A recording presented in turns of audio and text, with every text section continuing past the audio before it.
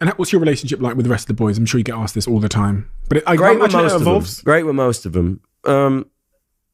I think everyone's settling into themselves at this point. I know I am for sure. I had a lovely phone call from Harry the other day who was checking in on me. And I mean, it's always like some people have got a sixth sense for you, right? That you're going through something, so they'll check in. And he's very much like that. He's a lovely, lovely boy. I love him to pieces. And then Louis, I speak to a lot.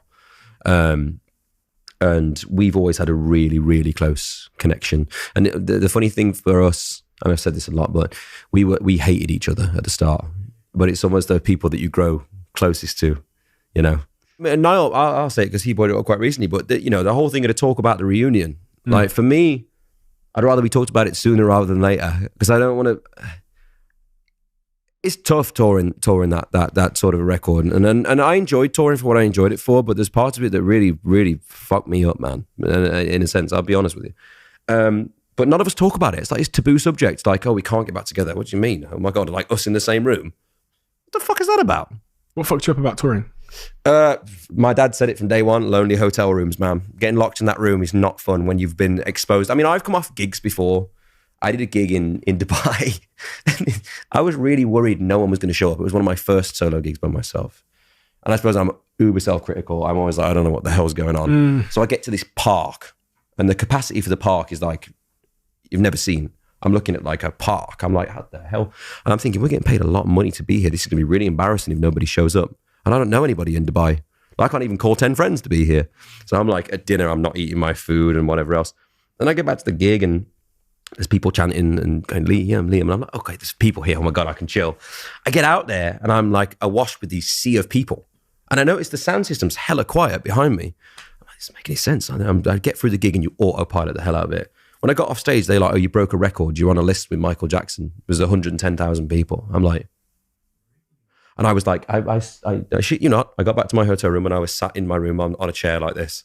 And I was about to go to the Maldives with Cheryl and Bear. And I'm like, I don't think I can go to the Maldives right now. I can't move off this chair. How did you feel on that chair? Shocked.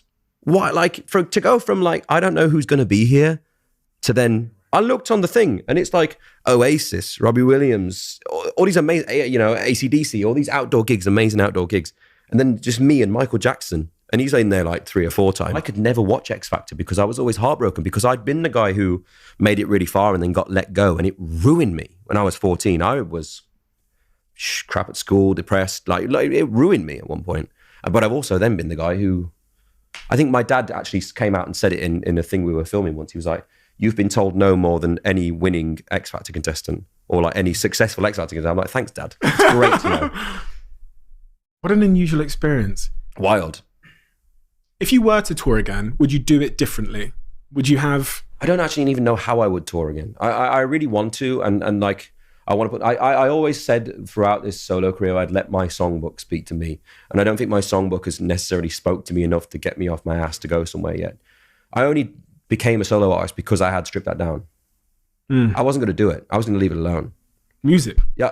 I was going to leave it hell alone. I was like, I've survived once. Thank you very much. But now I'm back in. Why? Because the song, I knew it was right. It felt right with the song. Whereas I haven't had that. And this year, the song that we have, I feel really right about. So I would rather let the music do the talking than me come out and try and force it. I mean, it's such a fast-moving industry these days. It's one of the biggest races in the world, right? If we had a start line for how many musicians there are trying to make it right now and who's going to outwork the other one, we'd need a very big track. Yeah. So it's just kind of got to that place that we don't need any more useless music in the world. In my eyes, it needs to mean something. We'll think the absolute opposite. We think, One Direction, those guys have got total freedom. All the money and what they can do anything. Everyone's, in their 9-to-5 jobs just thinking, I'd love to have that level of freedom that Liam Payne has to do anything. But you can't do anything, right? It's the opposite. No, I mean, because we were young, I mean, I actually wanted to speak to you about this as well. So obviously you've reached stratospheric heights at a young age. It's like, what I found was, I didn't know I was the boss until like a few months ago. I still don't even feel like I am now. Like I'm such a child.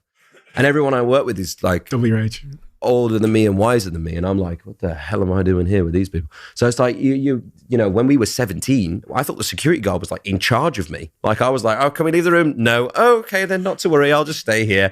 That's what it was like. So I didn't know what the hell I was doing. You know what I mean? It's like, and no one, there's no guidebook. They don't give you a little DVD on the way in saying, here, you're a pop star. Like, this is what you got to do.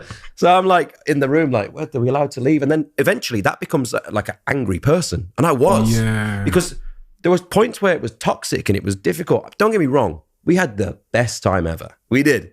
But there was moments where through, you know, I mean, there's a big movement on it at the moment and people overworking and like, you don't realize you have a choice at that point. But in those shows, sometimes they don't give you the choice because you want the dream. But you have to realize there is a sacrifice for that, you know, rather than it just, and like I say, I never want to come on these things and whine about stuff. Like I made my own choices in life, you know, being an alcoholic, doing whatever else. That was my choice.